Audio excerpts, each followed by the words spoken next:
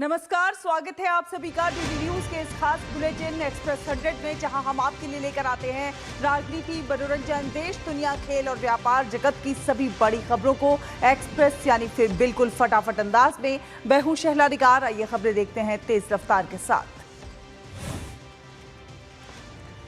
पश्चिम बंगाल के मालदा में न्यायिक अधिकारियों को बंधक बनाने और हिंसा भड़काने के मामले में पुलिस को बड़ी सफलता हाथ लगी है। इस पूरे कांड का मास्टरमाइंड मुफाकिरुल इस्लाम को पुलिस ने गिरफ्तार कर लिया।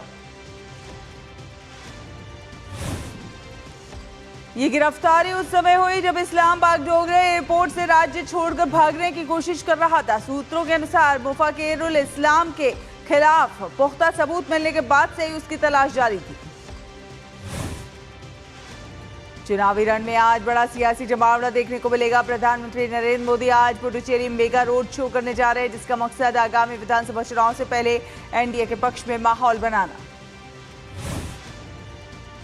प्रधानमंत्री नरेंद्र मोदी आज शाम करीब 4 बजे चेन्नई से पुडुचेरी पहुंचेंगे। एयरपोर्ट से शहर तक उनका काफिला जाएगा और करीब 2 किलोमीटर लंबा रोड शो निकाला जाएगा। ये रोड शो अजंता सिग्नल से शुरू होकर ओडियन सेलाई के अन्ना स्क्वायर तक जाएगा।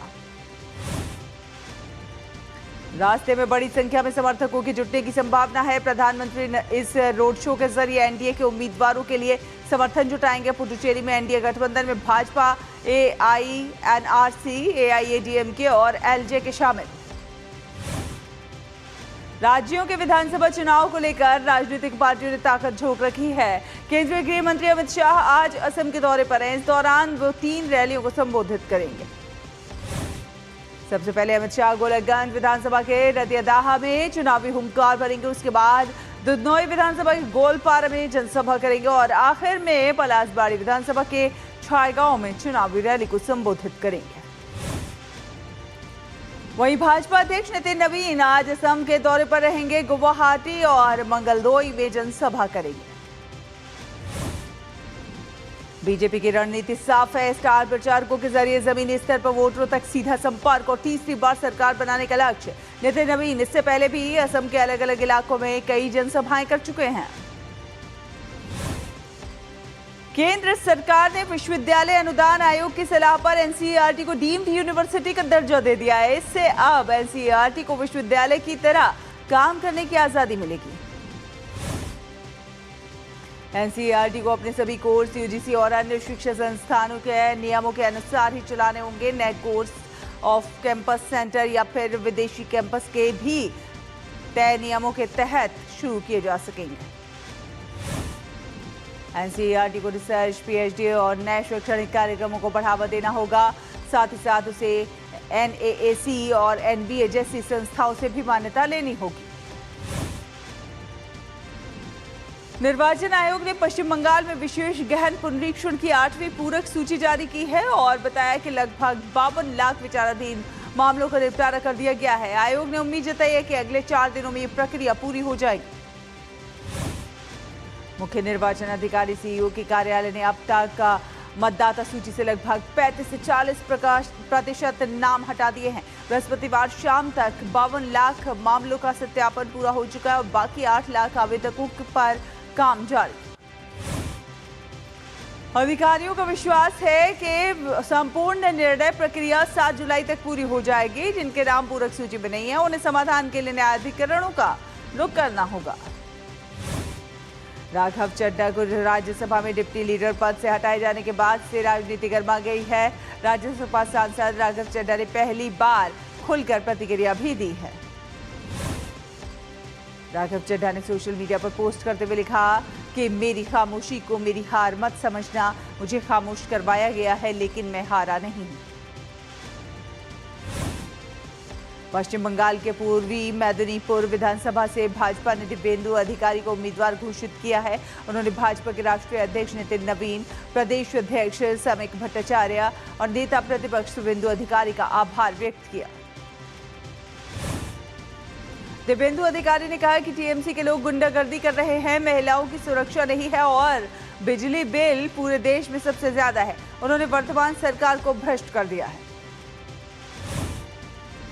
तिरुवल्ला में खाड़ी देशों से आने वाली विदेशी मुद्रा पर निर्भरता बढ़ी है, जिससे शासन से उम्मीदें बदल गई हैं। बैंकिंग, सहकारी संस्थाएं, निजी स्वास्थ्य सेवाएं, शिक्षा और वृद्धावस्था देखभाल प्रमुख मुद्दे बने। मैथ्यू टी थॉमस, जो पिछले 20 वर्षों से चुनाव जीतते आ रहे हैं, उनका कहना है कि इस बार जनता का मिजाज एलडीएफ की तरफ है, जबकि यूडीएफ अपनी खोई हुई जमीन वापस पाने की कोशिश कर रही है। बीजेपी ने इस बार चुनाव में बाढ़, नदियों का प्रबंधन, अच्छी सड़कें, स्वास्थ्य और पलायन जैसे मुद्दे उठाए हैं। बीजेपी के उम्मीदवार अनूप एंटोनी का कहना है कि एलडीएफ और यूडीएफ की नीतियों के कारण युवाओं को पलायन करना पड़ रहा है। कझाकुट्टम केरल के सबसे तेजी से शहरीकरण वाले निर्वाचन क्षेत्रों में से एक बन गया है, जहां एक बड़ा हिस्सा गैर केरल वासियों का है, जो आईटी, विनिर्माण, खुदरा और सेवा क्षेत्रों में काम करते हैं। वामपंथी प्रभुत्व वाले इस क्षेत्र में भाजपा ने पूर्व केंद्रीय मंत्री वी मुरलीधरन को चुनावी मैदान में उतारा है। उनका कहना है कि पूरा क्षेत्र पानी की समस्या से जूझ रहा है और मौजूदा विधायक ने इस पर कोई ध्यान नहीं दिया। कझाकुट्टम विधानसभा में इस बार मुकाबला काफी कड़ा है, जहां दोनों प्रत्याशी जनता के बीच अपनी उपस्थिति दर्ज करा रहे हैं। 4 मई को चुनाव परिणाम तय करेगा कि इस बार कझाकुट्टम से कौन जीत हासिल करता है। भारतीय निर्वाचन आयोग ने तमिलनाडु में चुनाव तैयारियों के तहत जी वेंकटरमन की जगह संदीप राठौर को राज्य का पुलिस महानिदेशक नियुक्त किया। असम की महिला मतदाताओं ने पिछले 1 दशक में राज्य की सत्ता की दिशा तय करने में निर्णायक भूमिका निभाई है। भाजपा और कांग्रेस दोनों ही महिला मतदाताओं को लुभाने के लिए विभिन्न योजनाओं का ऐलान कर रही हैं। भाजपा की ओर से अरुणोदय योजना के तहत महिलाओं को मिलने वाली राशि बढ़ाने का वादा किया गया है। राज्य सरकार ने महिला सशक्तिकरण के लिए अरुणोदय जैसी योजनाएं लागू की हैं। असम में लगभग 1,25,00,000 महिला मतदाता हैं और देखना दिलचस्प होगा कि इस बार विधानसभा चुनाव में आधी आबादी किसे समर्थन देती है। चुनाव परिणाम 4 मई को आएंगे। असम के विश्वनाथ विधानसभा क्षेत्र से भाजपा उम्मीदवार पल्लव लोचन दास ने पीएम मोदी के नेतृत्व में चाय बागान के लोगों के जीवन में सकारात्मक परिवर्तन का विश्वास जताया। आगामी विधानसभा चुनावों के मद्देनजर चुनाव आयोग ने वोटरों को जागरूक करने और चुनाव में उनकी भागीदारी बढ़ाने के लिए लोकप्रिय एनिमेटेड किरदार छोटा भीम का इस्तेमाल करने का निर्णय लिया। पश्चिम बंगाल में इस अभियान का नारा है, चुनाव का पर्व पश्चिम बंगाल का घर, जिसका उद्देश्य लोगों को जागरूक करना, उन्हें वोट डालने के लिए प्रेरित करना। ग्रीन गोल्ड एनिमेशन के संस्थापक और सीईओ राजीव चिलागा ने इस पहल पर गर्व व्यक्त किया और कहा कि चुनाव आयोग ने उनके लोकप्रिय किरदार छोटा भीम का इस्तेमाल अपनी जागरूकता अभियान में किया। संयुक्त राष्ट्र ने दक्षिण सूडान में भारतीय शांति सैनिकों के प्रयासों की सराहना की है, जिन्होंने पिछले वर्ष आई एक बार से प्रभावित एक अहम आपूर्ति मार्ग को बहाल किया।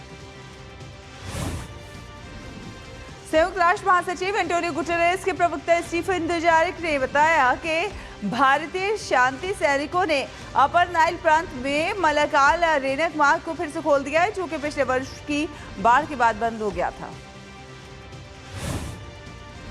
संसद ने जन विश्वास प्रावधान संशोधन विधेयक 2026 को पारित कर दिया है, जिससे राज्यसभा ने गुरुवार को मंजूरी दी। इस विधेयक का उद्देश्य कुछ कानूनों में संशोधन करके अपराधों को अपराध की श्रेणी से बाहर करना, उन्हें तर्कसंगत बनाना।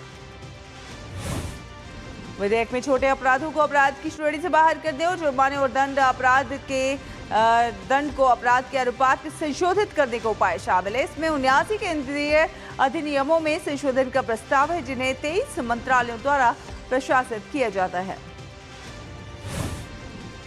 कुल 784 प्रावधानों में संशोधन प्रस्तावित है, जिनमें से 717 प्रावधानों को अपराध की श्रेणी से बाहर किया जाएगा और 67 प्रावधानों को जीवन में सुगमता लाने के लिए प्रस्तावित किया गया है, जिससे व्यापार में सुगमता बढ़ेगी। केंद्रीय मंत्री पीयूष गोयल ने आज जन विश्वास प्रावधान संशोधन विधेयक 2026 पर प्रेस वार्ता की। इस विधेयक के तहत आम आदमी और छोटे व्यापारियों को लाभ मिलेगा, क्योंकि छोटे अपराधों को डीक्रिमिनलाइज किया गया है। पीयूष गोयल ने इस विधेयक को प्रधानमंत्री नरेंद्र मोदी की सोच का हिस्सा बताते हुए कहा कि सरकार का उद्देश्य आम आदमी और छोटे कारोबारियों को नए अवसर देना है, न कि उन्हें नियंत्रित करना।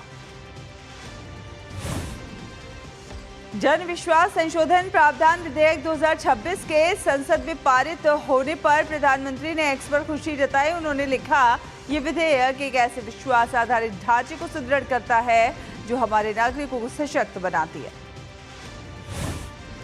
इसके अलावा उन्होंने लिखा कि इस विधेयक का मसौदा तैयार करने में जिस परामर्श आधारित दृष्टिकोण को अपनाया गया है, उन सभी लोगों को मेरी बधाई जिन्होंने इस विधेयक का मसौदा तैयार करने में अपने सुझाव दिए और संसद में इसका समर्थन किया। भारत और नेपाल के बीच सहयोग को बढ़ावा देने के लिए भारतीय दूतावास और नेपाल के सामान्य प्रशासन मंत्रालय ने एक महत्वपूर्ण समझौते पर हस्ताक्षर किए। इस समझौते के तहत नेपाल में 4.73 मिलियन नेपाली रुपए की अनुदान सहायता से 7 विकास परियोजनाओं की शुरुआत की जाएगी।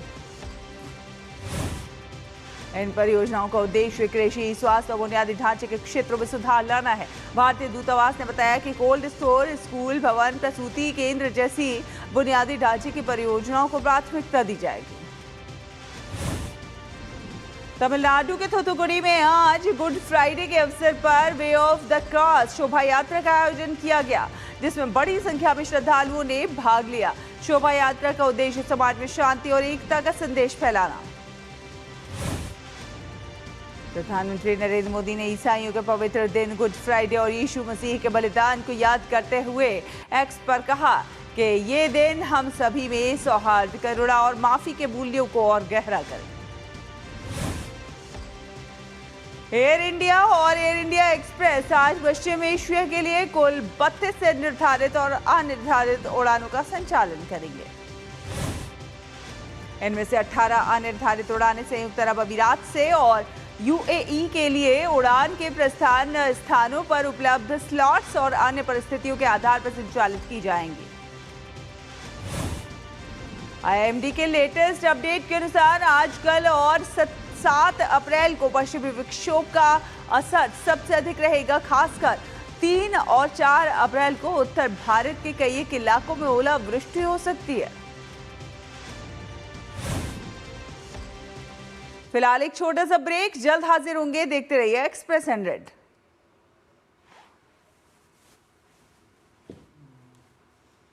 है लोहे का पत्थर और मिलता है मोंगिया के जोश से, फिर तपता है, पिघलता है और बनता है फौलाद। अब होता है सरिया सारी खूबियों के साथ। मोंगिया स्टील, मजबूत देश का मजबूत सरिया।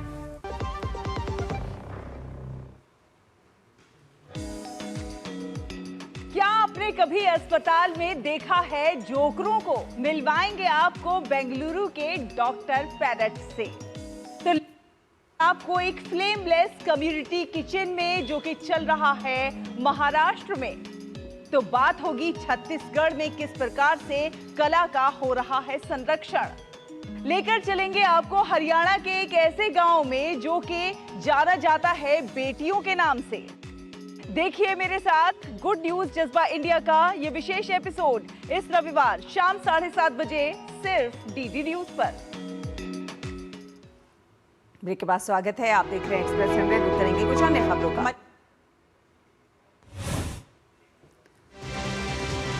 सोने और चांदी की कीमतों में बड़ी गिरावट। सोने का दाम 1.47 लाख रुपए 10 ग्राम और चांदी की कीमत 2.28 लाख रुपए प्रति किलो के नीचे पहुंची। डॉलर के मुकाबले भारतीय रुपए में 13 वर्षों में सबसे बड़ी तेजी देखने को मिली। इसके चलते अमेरिकी मुद्रा के मुकाबले रुपया 93.10 के स्तर पर बंद हुआ। गिफ्ट निफ्टी ने मार्च में अपना अब तक का सबसे अधिक 129.80 अरब डॉलर का टर्नओवर दर्ज किया। इनकम टैक्स डिपार्टमेंट ने अपनी नई वेबसाइट लॉन्च की, जिसमें एआई असिस्टेंट कर साथी को शामिल किया गया। ये प्लेटफॉर्म पहले से ज्यादा तेज, सरल और यूजर फ्रेंडली बनाया गया है, जिससे टैक्स से जुड़ी सभी सेवाएं एक ही जगह पर उपलब्ध होंगी। रक्षा मंत्रालय के अनुसार भारत का रक्षा निर्यात वित्त वर्ष 2025-26 में 62.66% की बढ़त के साथ रिकॉर्ड 38,424 करोड़ रुपए के स्तर पर पहुंचा। सरकारी आंकड़ों के मुताबिक इस उपलब्धि में डीपीएसयू का 54.84% और निजी क्षेत्र का 45.16% योगदान रहा। वहीं सरकार ने 2029-30 तक रक्षा निर्यात को 50,000 करोड़ तक पहुंचाने का लक्ष्य रखा।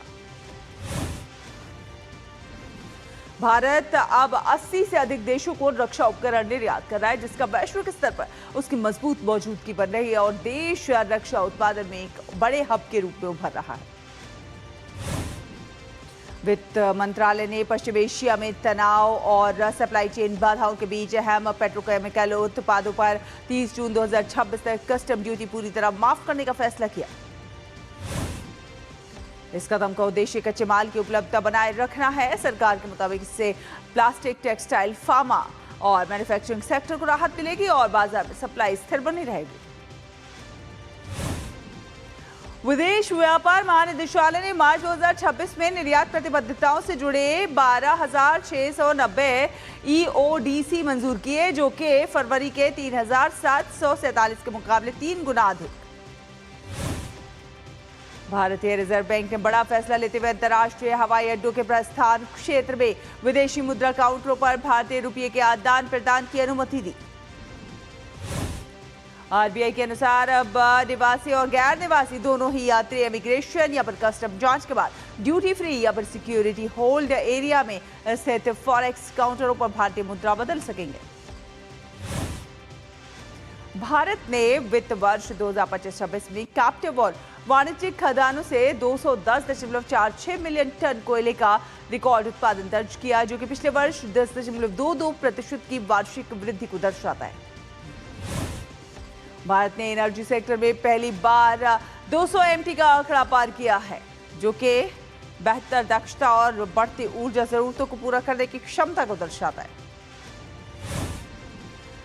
पंजाब सरकार ने वेरका से जुड़े किसानों के लिए दूध खरीद की कीमतों में बढ़ोतरी की घोषणा की। इस कदम का मकसद किसानों की आय बढ़ाना, ग्रामीण अर्थव्यवस्था को मजबूत करना। पंजाब सरकार के इस फैसले के तहत दूध की खरीद कीमतों में करीब प्रति किलोग्राम वसा के आधार पर 10 से 15 रुपए तक की वृद्धि की गई है। अडानी इलेक्ट्रिसिटी और अडानी फाउंडेशन की स्वाभिमान पहल के तहत शुरू किए गए स्वतेजा मार्ट और स्वतेजा किचन ने एक साल में 1 करोड़ रुपए का कारोबार हासिल किया। इस परियोजना ने सैकड़ों महिला स्वयं सहायता समूहों को सशक्त बनाते हुए 4,500 से अधिक महिलाओं को आजीविका के अवसर प्रदान किए हैं, जिससे महिला उद्यमिता और आर्थिक आत्मनिर्भरता को बढ़ावा मिला है। भारतीय एयरटेल सब्सक्राइबर बेस के लिहाज से दुनिया की दूसरी सबसे बड़ी टेलीकॉम ऑपरेटर बनी। भारतीय एयरटेल ने दुनिया भर में 65 करोड़ ग्राहकों का आंकड़ा पार किया। विदेश मंत्रालय के प्रवक्ता रणधीर जायसवाल ने कहा कि बांग्लादेश को वर्ष 2007 से भारत लगातार कर रहा है ऊर्जा आपूर्ति। रणधीर जायसवाल ने बताया कि हाल ही में श्रीलंका के अनुरोध पर 38,000 मीट्रिक टन पेट्रोलियम उत्पादों की आपूर्ति की गई है। अमेरिकी राष्ट्रपति डोनाल्ड ट्रंप ने लिबरेशन डे की वर्षगांठ पर पेटेंट दवाओं के आयात पर 100% टैरिफ लगाने का ऐलान किया। यह फैसला 31 जुलाई से बड़ी कंपनियों और 29 सितंबर से छोटी कंपनियों पर लागू होगा। वहीं इस फैसले का असर भारत समेत उन देशों पर पड़ेगा जिन्होंने अमेरिका के साथ रीशोरिंग या फिर मोस्ट फेवर्ड नेशन मूल्य निर्धारण समझौता नहीं किया है। हालांकि जेनरिक दवाओं को फिलहाल इस टैरिफ से छूट दी गई है। डोनाल्ड ट्रंप ने अटॉर्नी जनरल पैम बॉन्डी को उनके पद से हटा दिया है। ये फैसला उनके कामकाज को लेकर बढ़ती नाराजगी के बाद लिया गया। अमेरिकी राष्ट्रपति डोनाल्ड ट्रंप ने ईरान के सबसे ऊंचे पुल को ध्वस्त करने का दावा किया है। उन्होंने ईरान को चेतावनी देते हुए कहा कि इससे पहले कि बहुत देर हो जाए, ईरान समझौता कर ले। ट्रंप ने हमले का एक वीडियो भी अपने सोशल मीडिया प्लेटफॉर्म पर पोस्ट किया। तेहरान से लगभग 40 किलोमीटर पश्चिम में स्थित कराज शहर में स्थित B1 पुल, जिसे तेहरान कराज पुल के नाम से भी जाना जाता है, ध्वस्त हो गया। पश्चिम एशिया तनाव के बीच संयुक्त राष्ट्र सुरक्षा परिषद आज होर्मुज जलमर्ग में वाणिज्यिक जहाजों की सुरक्षा के लिए बहरीन के प्रस्ताव पर मतदान करेगा। बहरीन को अमेरिका और अन्य खाड़ी देशों का समर्थन प्राप्त है, लेकिन रूस, चीन और फ्रांस जैसी द्वारा आपत्तियां जताए जाने से प्रस्ताव पर सहमति बनना मुश्किल नजर आ रहा है। तो वहीं चीन ने बल प्रयोग से जुड़े किसी भी प्रावधान का कड़ा विरोध किया है। संयुक्त राष्ट्र महासचिव एंटोनियो गुटेरेस ने अमेरिका, इजरायल और ईरान से पश्चिम एशिया में बढ़ते संघर्ष को तुरंत रोकने की अपील की और चेतावनी दी कि हालात नहीं सुधरे तो बड़ा युद्ध छिड़ सकता है। गुटेरेस ने कहा कि संकट का समाधान केवल संवाद और कूटनीति से ही संभव है और सभी पक्षों को हिंसा के बजाय बातचीत का रास्ता अपनाना चाहिए। यमन के हाउती समूह ने कहा कि उसने ईरान और लेबनान के हिजबुल्लाह के साथ मिलकर तेल अवीव में इजरायली ठिकानों पर सफल बैलिस्टिक मिसाइल हमले किए। हाउती समूह ने चेतावनी दी है कि इजरायल के खिलाफ उसकी सैन्य कार्रवाई आगे भी जारी रहेगी और संघर्ष की स्थिति के अनुसार इसे और बढ़ाया जा सकता है। यूएन ने कांगो में बिगड़ते हालात को लेकर गंभीर चेतावनी जारी की है। इटूरी में हमलों में 30 लोगों की मौत हुई, जबकि मार्च से अब तक 100 से ज्यादा लोग मारे जा चुके हैं, जिससे मानवीय संकट गहराता जा रहा है। यूएन के अनुसार सशस्त्र समूह की हिंसा से 390 से अधिक अपहरण हुए हैं और हजारों लोग विस्थापित हुए। अधिकारियों ने इन हमलों के लिए एडीएफ समूह को जिम्मेदार ठहराया है, जिससे क्षेत्र में अस्थिरता और बढ़ गई है। क्यूबा ने 2010 कैदियों की रिहाई का ऐलान किया है, जिसे सरकार ने मानवीय कदम बताया। यह फैसला कैदियों के अपराध, व्यवहार, स्वास्थ्य और सजा की अवधि की समीक्षा के बाद लिया गया है। इस माफी में युवा, महिलाएं, 60 वर्ष से अधिक आयु के कैदी और विदेशी नागरिक शामिल हैं, जबकि गंभीर अपराधियों को बाहर रखा गया है। यह कदम पवित्र सप्ताह की पारंपरिक क्षमादान नीति के तहत उठाया गया। पुरुषों की अंडर 20 सैफ फुटबॉल चैंपियनशिप के फाइनल में आज भारत का सामना बांग्लादेश से। 4 बार के चैंपियन भारत की नजर 5वीं बार खिताब जीतने पर। इंडियन प्रीमियर लीग में आज चेन्नई सुपर किंग्स का सामना होगा पंजाब किंग्स से। यह मैच चेन्नई में खेला जाएगा। चेन्नई सुपर किंग्स को अपने पहले मुकाबले में राजस्थान रॉयल्स के खिलाफ मिली थी हार। घरेलू दर्शकों के सामने जीत दर्ज करने की होगी कोशिश। पंजाब किंग्स ने अपने पहले मैच में गुजरात टाइटंस को दी थी मात। जीत के सिलसिले को कायम रखना चाहेगी पंजाब की टीम। इंडियन प्रीमियर लीग में कल खेले गए मैच में सनराइजर्स हैदराबाद ने कोलकाता नाइट राइडर्स को 65 रन से हराया। नाइट राइडर्स ने पहले बल्लेबाजी करते हुए 20 ओवर में 8 विकेट पर बनाए 226 रन। कोलकाता नाइट राइडर्स की टीम सिर्फ 161 रन बनाकर हुई ढेर। प्रतियोगिता में केकेआर की लगातार दूसरी हार। भारतीय मूल की 11 साल की शतरंज खिलाड़ी वोदना शिवानंदन ने रचा इतिहास। ब्रिटेन की सर्वोच्च रैंकिंग वाली महिला शतरंज खिलाड़ी बनी। दिल्ली में होने वाले बिली जीन किंग कप के लिए भारत की तैयारियां शुरू। टीम के कप्तान विशाल उप्पल ने टीम पर जताया भरोसा। गोल्फ प्रीमियर लीग ने अपने सभी 10 फ्रेंचाइजी टीमों के दल का ऐलान किया। आईजीपीएल के 2026 सीजन में खेले जाएंगे कुल 15 इवेंट। दक्षिण अफ्रीका के बल्लेबाज रासिवॉन डे डुसेन ने अंतर्राष्ट्रीय क्रिकेट से संन्यास की घोषणा की। अपनी घरेलू टीम लायंस की तरफ से खेलना जारी रखेंगे। टाइगर वुड्स औपचारिक रूप से राइडर कप की कप्तानी ठुकराई। विदेश में अपना इलाज कराने के इरादे से किया ये फैसला। विंबलडन चैंपियन श्वांतेक अब राफेल नडाल और एमा राडुकानु के पूर्व कोच फ्रांसिस्को के साथ करेंगी काम। श्वांतेक खराब फॉर्म से जूझ रही हैं। इटली के विश्व कप के लिए क्वालिफाई करने में नाकाम रहने के बाद दिल्ली फुटबॉल महासंघ के अध्यक्ष ने दिया इस्तीफा। लगातार तीसरी बार विश्व कप के लिए क्वालिफाई नहीं कर पाई इटली। इसी के साथ फिलहाल एक्सप्रेस न्यूज में इतना ही। डीडी न्यूज पर खबरों का सिलसिला लगातार जारी रहेगा। देखते रहिए डीडी न्यूज। नमस्कार।